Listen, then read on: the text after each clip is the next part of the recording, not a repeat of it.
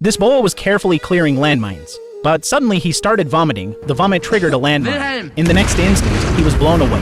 When his comrades arrived, his limbs had been torn off. The intense pain made him scream in agony. Constantly shouting, "Take me home," his comrades called for backup. But the others just stood there numb. Having grown used to it by now, this is the coast of Denmark. Over 2 million landmines are buried here. The descendants of German prisoners of war were sent here to clear them using their own bodies as tools. The boy who was injured was rushed to the hospital, but he died shortly after. The officer, not wanting the boy's death to affect the morale, told the others that the boy was fine, even saying he had been sent back to Germany. Believing this, the boys smiled in relief, thinking they'd be sent home once all the landmines were cleared the next day. Schumann found a booby trap while clearing a mine. He immediately called out to his teammates, telling them to stop moving. But the wind was so strong along the coast, and Werner, who was working, didn't hear him. He picked up the landmine, and it exploded instantly.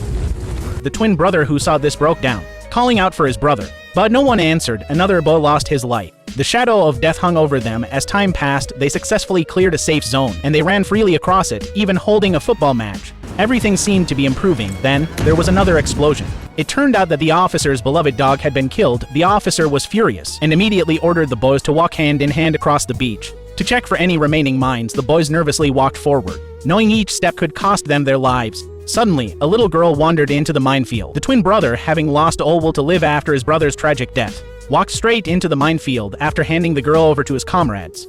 He turned and walked toward the mines, watching his comrade die. Schumann, usually so strong, couldn't hold back his tears, but the officer comforted him, telling him that once they finished clearing the mines, they'd finally be able to go home. Soon, they cleared the mines from this area, and they were excited to load them onto the truck.